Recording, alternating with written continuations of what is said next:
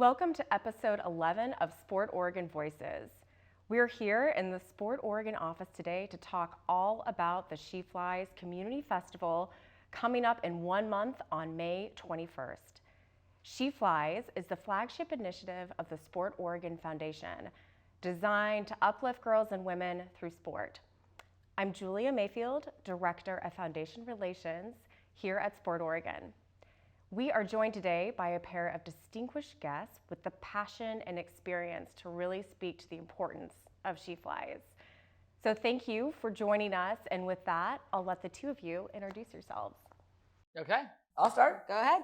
My name is Kim, aka Rocket Mean. I'm the executive director and founder of the Rose City Rollers.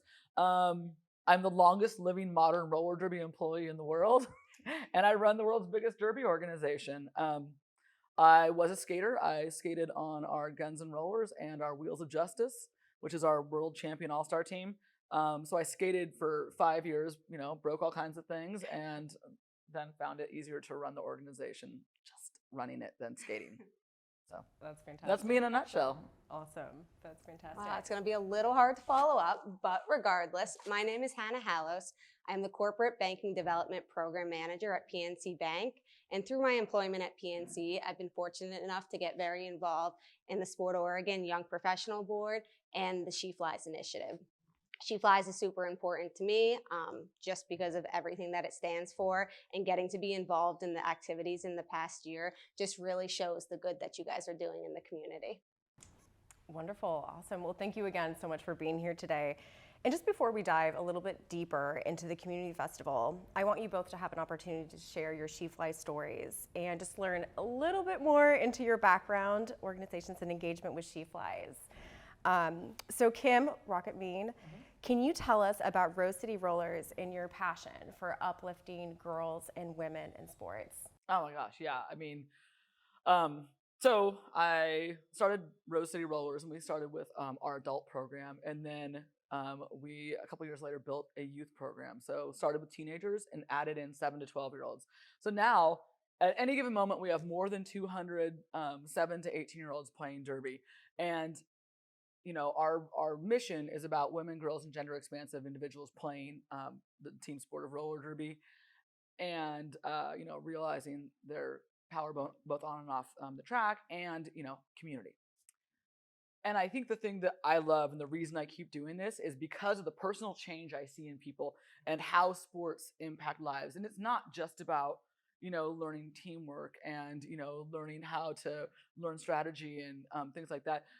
There's so many more personal things about sports, confidence building, people learning kind of how to interact socially with people. Also, sports bring together people from all different socioeconomic backgrounds, right? So when people join derby, we have scholarships to make it totally accessible. We have a lending library with all the skates, pads, gear, everything you need. So anybody can come and have the same experience.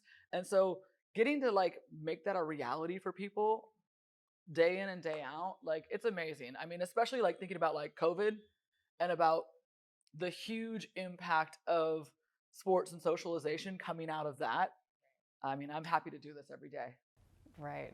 That's fantastic. Thank you so much for elaborating on that. And Hannah, if you could just briefly tell us a little bit about your athletic journey and why She Flies really resonates with you. Yeah, no, absolutely. So my athletic journey, it starts from, before I can really even remember. I've been playing sports probably since I was 4 or 5 years old.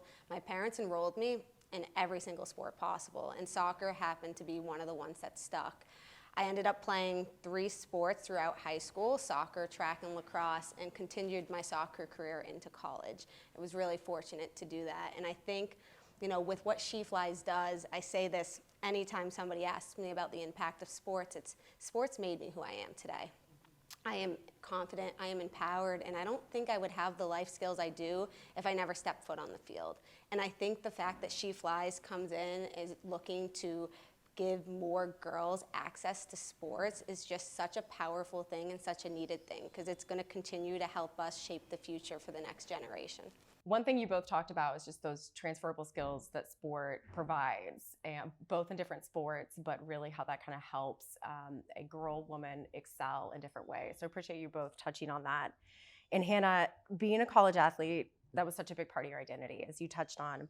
Can you talk about that transition post-playing career and how you really leaned into the She Flies pillar of Fit for Life? Yeah, and I absolutely love this question. I think it really draws on something so important. I think as a society, we are so narrow-minded in describing what an athlete is. I think to be an athlete, it means to a lot of people that you play some type of competitive sport. And when I finished my collegiate career, it meant I'm no longer an athlete. I know I'm not going to play professional. I'm going into the working world, just a normal individual. And I think in these years since graduating college and finding my different passions, I realized being an athlete doesn't mean you play a collegiate or a competitive sport. It just means you're somebody who gets out there and involves themselves in physical activity. And anybody and everybody can be an athlete. So no, I don't go out there and run on a field 90 minutes a day. But I hike, I do yoga, I go running, and I'm an athlete for life. And I think because She Flies is really focusing on that Fit for Life pillar, what you realize is that any woman or girl out there can be an athlete. It doesn't matter what age or what stage of life you are, and that allows us to continue to empower girls and women of all ages. Can I tag on that? Absolutely. One of my absolute favorite things about roller derby is people come to the sport. The majority of people that come to roller derby have never played a team sport before, which is a super weird dynamic. But they come in and they've never thought of themselves as an athlete. And so I think one of the things that you talked about, like what made me think about that, was that people come in and then they're like, no, I am an athlete. And it allows them to step into other spaces. Like, I'm well over 200 pounds, right? But I go to the Bay Club and I work out all the time, and I do strength and agility, and I do spinning, and I do all kinds of fun things. But it's one of those things where roller derby made me feel very comfortable going, no, I'm an athlete. I'm an athlete however I choose to be an athlete. And I think that's a really important message to start at a very young age, you know, and be like, you can own your experience in sports. Rocket Bean, the Rose City Rollers are an institution in Portland. Yeah, we are. Absolutely. Can you talk about how you have built this community and really worked to kind of build the bridge across the city? And you've definitely touched on this, but can you elaborate a little bit more on how your mission aligns with She Flies? Yeah, I mean, I think that both RCR's mission and She Flies' mission is all about women and girls getting active. Ours is also gender expansive, and you know, sports for life. So like I was just talking about, getting people to feel like sports and athleticism should be a part of their life forever. You know, and also the kind of power of sports and bringing together. Like, RCR community is a huge part of what people come to us for, right? And I don't think that people necessarily always look at, oh, I'm going to join a sport, but I'm going to become a part of a community. So I think that we really, you know, we care about, you know, women and girls getting out there, feeling empowered, moving their bodies, you know, becoming athletic for life, you know, and just building that kind of foundational experience that's going to carry them throughout their life. And just, I don't know, it's just amazing. It feels good to be able to, like, you know, be a part of people kind of taking ownership and feeling empowered in the transformation of their life through sports. And Hannah, if you could tell us how you have kind of became a part of Sport Oregon Young Professionals Board, and specifically how you kind of got involved in She Flies. Yeah, absolutely. So I got involved, very fortunate, through my employer, PNC Bank. They sit on the actual Sport Oregon board, and with that, we got a young professional board seat. I was lucky that my boss thought of me right away because sports just has such an impact on my life. And I will never forget, this all started back in 2021. So still in COVID, She Flies was kind of just launching, but it was the soft launch. And I had dialed into your first ever panel discussion that was hosted, I don't know where, but I listened in and thought, oh my God, this is gonna change the world. This is gonna change Portland. And I went to my manager at the time and he's like, this is brand new. And I didn't know it. And to be able to see where it's gone in these years and just the impact you're making. I mean, the second I heard that panel and I heard that podcast, I said to myself, I need to be involved in that. And I was fortunate that you guys are such an open community and just really allowed me to come in here and do what I love and, you know, make an impact as well. And PNC, as you mentioned, such a huge supporter of She Flies and Sport Oregon. We're so appreciative of that partnership. Can you talk about some of PNC initiatives around women in sports and how you've been able to kind of help foster that relationship between PNC and Sport Oregon? Yeah, and let me tell you, I'm just as fortunate that we have that relationship. I think what you guys do really feeds off the good that we want to do. I really think so often I work for a huge corporation, and sometimes huge corporations get that bad press of like, all we care about is money. And what I feel very lucky about at PNC is that's not the case. We really care about the communities we work in, and we really want to make an impact. So being able to partner with you and give back to the community through sports has been more than powerful. PNC as a whole does a ton. Like you said, women in motorsports, we partnered back on a panel back in August or September of last year. I was able to sit on National Girls and Women's National Girls and Women in Sports Day panel and moderate that. And so it's just really nice to work for an organization that understands the importance of community and wants to do good for all members of the community, no matter what they look like or what their beliefs are. Well, now that we know some more about Kim and Hannah and She Flies as a whole, let's focus on our signature event that's coming up. In a month, we will have the second annual She Flies Community Festival. This is set for Sunday, May 21st, 10 a.m. to 1 p.m. at Overlook Park in North Portland. The event as a whole is really designed to be for the whole family and the community. The festival will feature live fitness exhibits, awarding of multiple grants to deserving organizations, and advancing the She Flies mission. Thanks to a substantial financial commitment from Alaska Airlines, Sport Oregon has increased the amount awarded through the She Flies Community Grants Program from $25,000 last year to $125,000. The She Flies Community Festival is free, open to the public, and all are encouraged to attend. You know, Julia, you were just talking about the festival, and I know that both of us are so excited. I think last year it was at Fields Park, and it's just moved to Overlook. Can you talk a little bit why the change happened? Absolutely. Well, we're so fortunate in Portland to have over 200 parks and gardens within our city limits, and how lucky are we that we're accessible to nature and, again, just these fantastic parks throughout the city. Fields is an amazing park that we did have the festival at last year, and this year just wanted to kind of expand to another community, another neighborhood, and Overlook Park with its like breathtaking views of Portland, Fremont Bridge. They also have a basketball court, softball, baseball field, fantastic kind of open space for our festival. So we're really excited to have it there. And it's also accessible by Max. Oh, awesome. So this is just kind of sharing and expanding our mission and our message of She Flies to another community, another neighborhood in Portland. At last year's festival, Rose City Rollers was one of our 6 recipients of our She Flies community grant. Can you talk about what that grant meant to you and how you've been able to use some of those funds? Yeah, so last year we got a She Flies grant, and we were looking at what are the projects that we're working on that could be buoyed by grant funding. And one of the things that has been really kind of at the forefront for us is building on a world-class coaching program. And this is, it's one of it's at the heart of kind of what we do is, we have, because we start at age 7 and we go to like 65, and we want to have coaches who are a wonderful asset in people's life, who are modeling good behaviors. So we're building this thing out. We brought in all these professionals like Arctic, the anti-racist trauma-informed care consultants. They're helping us with an anti-bias piece of it. We brought in facilitators to help with conflict resolution and creating trainings for the coaches to go through conflict de-escalation.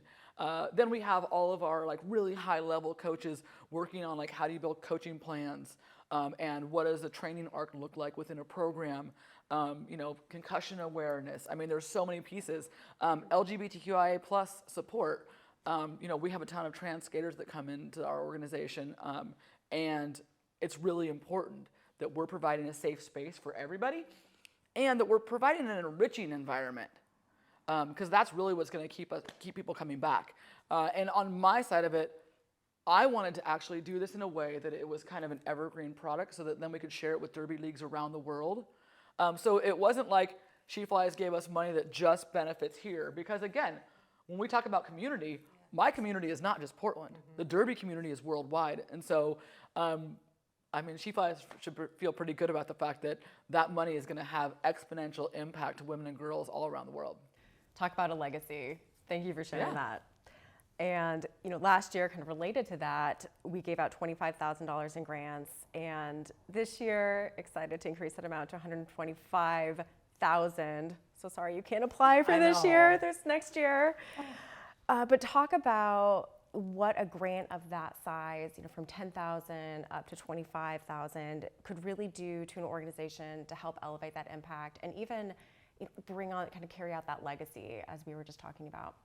Yeah, I mean, as a nonprofit, we're always looking for ways to do things bigger, better, serve more people, add new elements. So when you have those larger grants, like to a smaller nonprofit, those that are typically under $1 million, those grants that are like $10,000 they're kind of okay, we were going to go baseline, but now we can add enhancements. We can really build out those programs we've wanted to build out. We can reach a new population that we've wanted to reach. So it's really, I mean, it gives that bigger, better impact. It means helping more people, helping different people. I think it kind of boils down to nonprofits can be trusted with the money you give them. We're all in it for the same reason. It might not be the same population we serve or the thing that we're doing, but we all have our hearts in it. And so we're going to take that money and do awesome things with it. And I think I can speak for a whole lot of EDs around the state of Oregon. But yeah, I mean, I think that you're like next year when you have people giving you like impact reports and stuff, I think Sport Oregon and She Flies are going to see amazing things like coming back of here's what we did with the money. And I think you'll probably be surprised by some of the reach and impact that those dollars will have. And Hannah, you served on the grants committee last year. You're welcome. You're welcome. Can you talk about that experience and how it compares to this year so far? And excited to announce we have 42 applicants versus kind of 31 last year. So really excited to see that growth. Yeah, I mean, it is so powerful, and I've yet to be involved this year. I will be getting in the next few weeks, but I think what it shows, it's like even going through last year and seeing your grant and just looking at the things that you're doing and the other organizations are, you realize like there are so many organizations out there looking to do good for girls and women and just, transgender children as well. And to see a light shown on that and that, they're coming to Sport Oregon and She Flies now to get those funds. It blows me away, and it's just so powerful. And I think that's the biggest thing for me. Now you're having $125,000. The good that's going to be done and the amount that this money is going to reach all these different programs, it's going to continue to change Oregon. And I think being part of that process and knowing the good it's doing, I don't know, it makes my heart warm. Let me tag on that too, because I think one of the things that the legacies of like even one grant year, I think about the time when years ago I got a call from OCF and they were like, the Nike Community Impact Fund is going to fund a project for you. And so we built out a lending library, right? So, and it was that initial seed money that I was like, oh my gosh, so we can buy 150 pairs of skates, pads, helmets. And then I rallied a dad who owned a metal fabrication company, and he built a metal cage, so we have this thing. But sometimes it's that seed money, the first time you get, because that was the first time we ever got like a $10,000 grant. And it built a legacy of accessibility, right? And it also is like one of those things where people might have the inkling of an idea for a project, and that seed money is going to get that started, and then it's going to transform into wonderful things down the road. So yeah, it's going to have great impacts. No, and even talking what you just said with, Rose City Rollers, I think what's also great is when you get to look at the different grants and I'm reading them and then we're able to give them out to you guys, it also highlights you in the community that much more. I mean, the amount of organizations I just didn't know existed, but then we shine a light on them and it's like, you know, that's just my perspective. Now imagine all of these people coming to this festival and seeing all of these different organizations there, just opening their eyes and giving their children opportunity too to get involved in things they might have not known existed. And that ripple effect that you both have talked about, both with the grants and with the community festival, and just that awareness piece and the impact that that makes in so many small ways leading up to a big way in our community is great. And one of the highlights of the She Flies Community Festival last year was truly the skate mobile on site, and we're thrilled and so appreciative to announce that it will be back for 2023. Can you tell us about the skate mobile and what attendees can expect as they lace up? Yes. Well, I mean, I don't know what they can expect. It depends on their skill level. But so Skate-Mobile was our pandemic baby. So we had gotten grant funding from the Blazers Foundation and OCF pre-pandemic. And oddly enough, March of 2020 was when we were going to start building the program. And so surprisingly enough, when roller derby shut down for practices and games, our whole staff was able to work on it. And it's one of those things. Grant funding can do amazing things. During COVID, we built out this truck. We outfit it with like top of the line skates, pads, helmet, all that kind of jazz. Worked with our vendors from all over the world, and built this truck out. And then first thing we did was we hosted socially distanced skating on the Oaks Park property, right? And so people would like rent skates, and we'd spread them out. So nobody was like it was like in the thick of it, right? We had to get permission from the governor's office to do this. And then during the winter months, we did skating in the Lloyd Center parking garages. So again, open air, but the impact of having Skate-Mobile available during the pandemic was insane. We got letters and messages from parents all the time that were like, oh my gosh, I was afraid my child was becoming one with the couch. I was worried my kid would never have friends again. And so we even started doing outdoor practices where we were still able to bring in people because we had Skate-Mobile to bring skates. And then we were like, well, now what can we do? And we're like, roller discos, community partnerships with like Brown Girl Rise and ACPDX and all kinds of folks. So it really like launched during COVID into this wonderful thing. And it felt like it was doing what we wanted Skate-Mobile to do. And that was being a wonderful part of the Portland community. And like you said about moving to Overlook Park, Skate-Mobile being, on wheels, we can go all over the place and we can pick and choose like communities that we want to get into and offer skating events. So it's just really been, a wonderful part of the Rose City Rollers. So this year, it was funny when I got the request to bring Skate-Mobile, Chloe, who runs Skate-Mobile, was like, yes! She's like, I'd love that event. We're really excited because we're going to bring out Skate-Mobile. People are going to be able to rent skates, pads, helmets. We always recommend that people put everything on because skating outdoors is different than skating at a roller rink. And so we'll have, a few staff on hand to get people like geared up, make sure they get it all on properly. And then we'll probably have a couple coaches on hand too to help people if they need the basics of skating, which is a lot of what I did last year. You helped me. Yeah. Yeah. And yeah, it's yeah. Yeah, that's how you remember. Turn your legs out and walk like a duck. Wasn't too good. But so we're really excited to be there, and let people, feel the joy of roller skating. I think we're also just excited to be there in general because it was such a fun atmosphere. People were just very excited, even though it was a little bit cold last year. So fingers crossed for sun this year. Fingers crossed for sun this year, that is for sure. Well, and that also really touches on just the socialization and the community building that sport has. Absolutely. And really admire your innovation and being able to pivot with COVID and create something really community building and really engaging. So again, so excited to have that. Hannah, your experience last year was slightly different. You were an attendee and a volunteer, and I believe I saw you taking a bar class last year as well. What was the inaugural festival like from your perspective? I mean, I think in general, really special, but I think even more special because I got to experience it on both ends. Being a part of the setup and just being part of that whole community to get something off the ground like that was just, yeah, incredible. And I think to be able to live it too was equally as important. And so often, sometimes, you know, we put on these great events, and so does Rose City Rollers, but, you know, if we're not out there showing these younger kids too that, like, hey, like, come do this, you know, it only goes so far. So I think going out there and taking that class and just being out on the field, it's not just about your words, it's about your actions.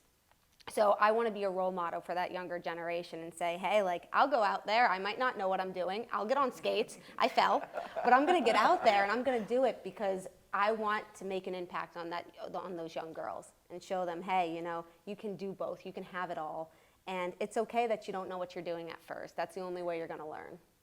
You know, another thing that I loved about last year was, as the head of an organization, you're so kind of invested in what you're doing all the time that getting out and going and like just saying hi to everybody else that was there was so fun, because, you know, we'll go to sport expos and things, but not like this, where it's really focused on like women and girls being active. We all had such a great time walking around and introducing ourselves to each other. And it was like, we were bonded in that, right? We all care about women and girls getting moving, you know, being athletic, having fun, moving their bodies, whatever it was. And so that was, I think, one of the key things, was just getting to actually connect in person with folks that are kind of, you know, fighting for the same cause, I suppose. Absolutely, and that kind of networking, so to speak, but just the relationships and the community building that the festival presents itself is definitely a great opportunity, both for the vendors and organizations that participate, but also for the attendees and their families as well. So what would you say to other organizations that are considering bringing their booth out to the festival? And can you talk a little bit more about the captive audience, and touched on this, but elaborate even more about that value of that face-to-face interaction? Oh yeah, I mean, I would highly recommend that that other organizations bring out whatever they have and have a booth, and look at it from a variety of angles. First off, you know, bring your on-the-ground staff, bring your program coordinators, bring those folks that really are gonna that are usually interacting with, you know, whoever you serve, but also bring some of your upper management. You know what I mean? EDs, get out there, mingle. I think the opportunity to not only get that immediate feedback from people about how they respond to your organization, you know, get them signed up for things. Like, we have summer camps coming up. And so when we do this, we'll probably be promoting summer camps, private parties, a bunch of the things we're going to do this summer, plus roller derby, you know? And so I think that when people go to these things, have an activity that makes it easy for people to engage with you. Ours is pretty natural, it's roller skating. But I mean, find something where it's really easy for people to engage with you, whatever you do, even if it's playing a sport that has nothing to do with your sport. I mean, but you know, figure out a way to make it really easy for folks to come up and talk to you, and then use that opportunity to kind of share your joy for what you do with them.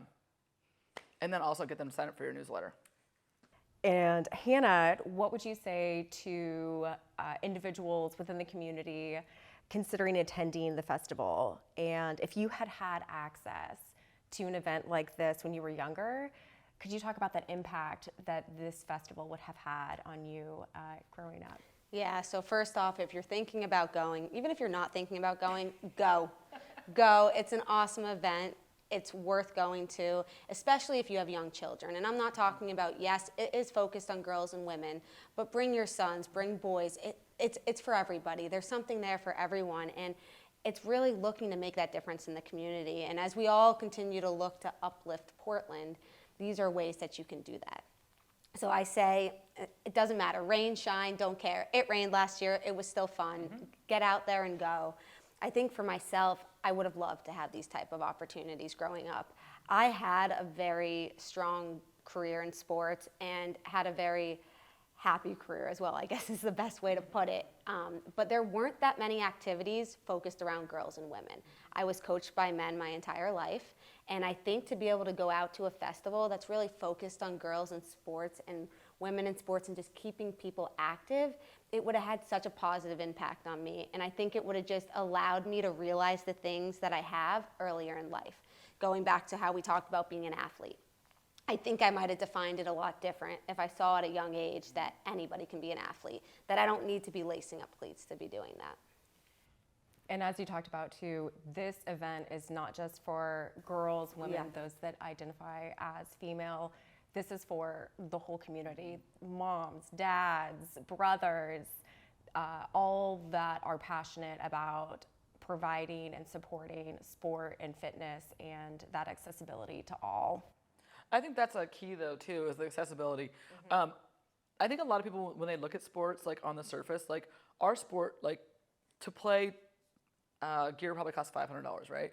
But at this event, people are going to learn about all kinds of sports, and they're going to learn that the bulk of sports in Oregon have a way for you to participate for free or really low cost. I mean, so that's another element of it that like, so like if you're thinking about coming out, come out and ask questions about these organizations.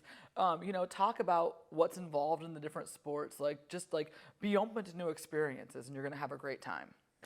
Yeah, Julia, you know what's like really special about She Flies, I feel, is it has those 3 pillars, and it focuses on girls and women across all different age groups. You know, keeping girls in the game, empowering girl and women coaches, and also the Fit for Life pillar. So at the festival, how are you guys going to include all of those aspects, you know, in the day? Something that's really exciting about the festival is being creative in incorporating those 3 pillars. So we're inviting a variety of different organizations, community partners that have a mission that aligns with one of those pillars in different sport, which I think is a really cool component of that. And kind of to your point earlier, Kim, just that exposure of different skills and different sport in that. We'll also have some educational sessions around topics within those 3 pillars. And the 3rd pillar specifically will be kind of the most obvious, where we have different exercise sessions really designed for all skill levels, all ages, to take place throughout. So you'll definitely see evidence of all 3 pillars throughout the day.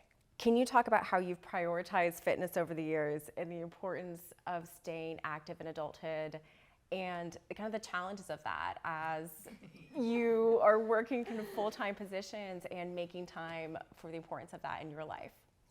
Do you want to kick us off? It's all you. The Okay. floor is yours. I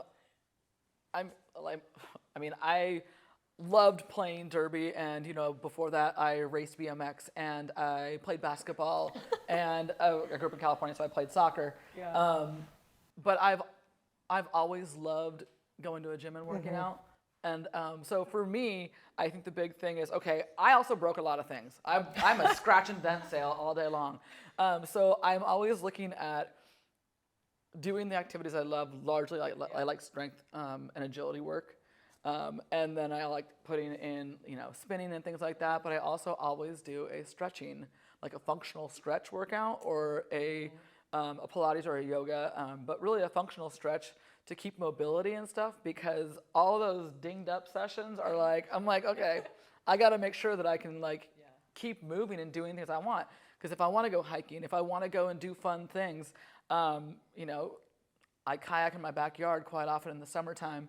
And if I want to be able to do activities, I've got to make sure that I am working out in a way that keeps my body moving and gives me that like the mental release. Like anybody who's played a sport knows a big part of it is that wonderful feeling you get from it. So that's what I'm looking for when it's like, you know, my kind of lifelong commitment to fitness is I want to be able to do everything I want to do. I want to have that wonderful feeling you get from sports with the endorphins. And I mean, but really it is like, how do I keep getting to do this and live a fun, enriched life forever? Well, And Kim, as we talked about earlier too, with, you know, redefining what an athlete is, and I think that plays so much into our 3rd pillar of She Flies, that Fit for Life component, and whether it be being an avid gym goer, canoeing, stretching, yoga, whatever that fitness is, but again, just really kind of redefining what you are and who you are as an athlete later in life. Hannah, can you kind of talk about too how you prioritize fitness in your busy schedule? That's exactly it. You know, it doesn't look the same on everybody, and it's not like you have to be training for a marathon or, going to crazy weightlifting classes if that's not something you're into. And I think so early on when I finished college, it's also sometimes you get in that trap of like, am I just working out to look good? Because you have all these ads out there showing you like, this is what a woman or a girl is supposed to look like.